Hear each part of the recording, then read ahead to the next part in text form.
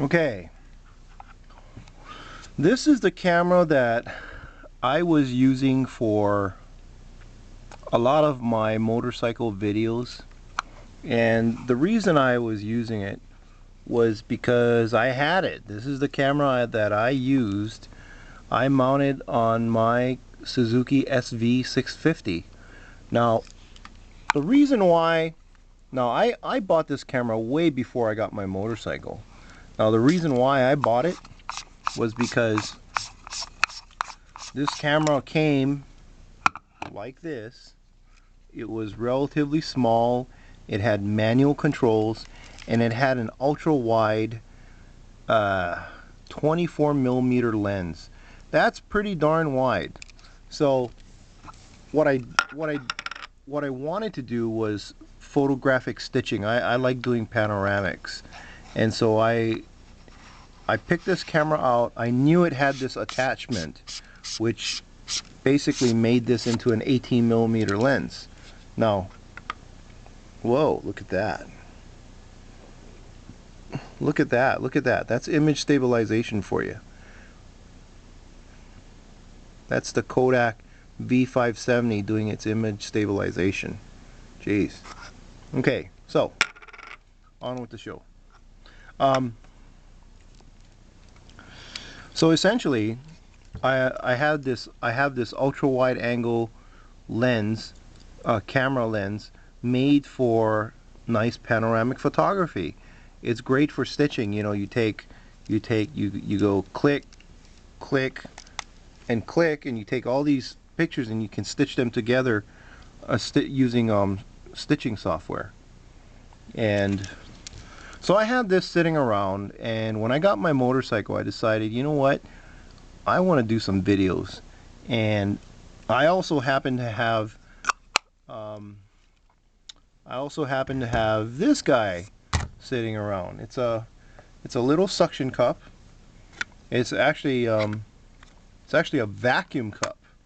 And what this does is you push this guy, you know, this is just a cover.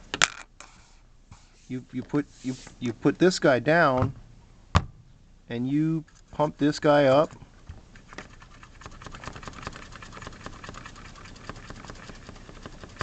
and it creates a tremendous vacuum. I mean, it's so tremendous that it'll withstand about 100 pounds of force. Okay, it's just incredible. So this is not exactly a smooth surface. It's slightly textured, this table here. If, you know, when put on a smooth surface like a window or a car hood or a motorcycle gas tank, it ain't moving. And okay, so I use this, okay, and I also have this little head here which has a quick release.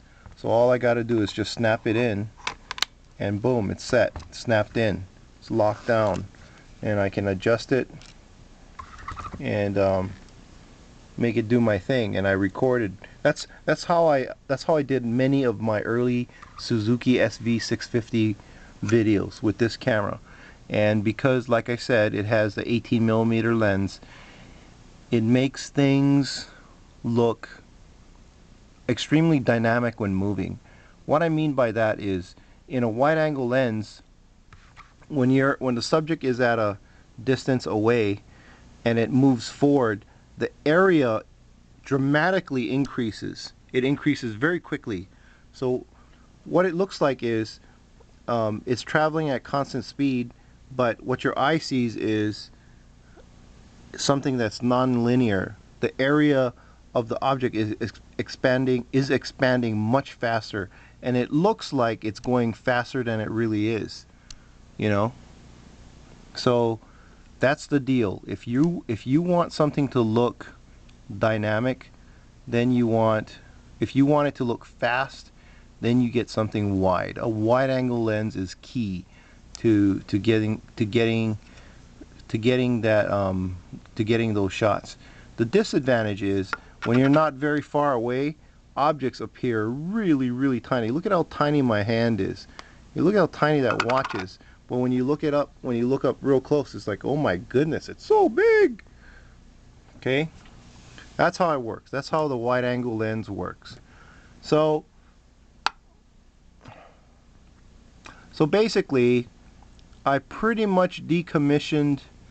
I haven't used this camera as much as I've used the Kodak because I'm just having too much fun with the Kodak. I found that many of my videos shot with this camera have too much noise from the wind. The microphone on this camera is here, and the wind noise just blasts the video, and you don't hear anything except and a motorcycle. And you know what? After watching those videos, if you watch them a bunch, you get bored, even though they might be exciting. So this video logging thing, I can make comments, which is really nice. Now, I wish I had a microphone set up so I could put this in my helmet. Then you know what? It would be a different story. But something like that would, I'd need the bullet cam, and I just wanted. I'm not there yet. I know a lot of people out there do it, and good for them. But I'm just telling you what I use and what I've tried and attempted. I've had this mounted in the front on my tank. I've also had this mounted in the back, on the back seat.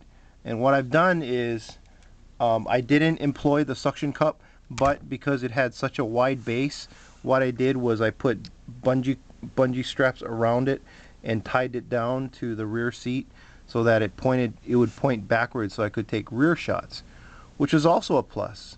And I highly recommend you trying both. You don't need this suction cup actually. I've put this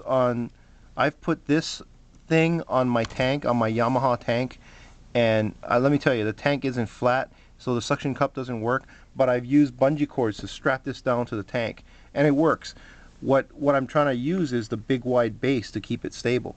And I suggest that you guys out there, you can get a piece of wood and attach a screw and hold your camera down. You don't need a fancy setup for a camera on your bike. You can just get it to work. Put some foam on the bottom, put it on your tank, and strap it down to the tank. And there you have it.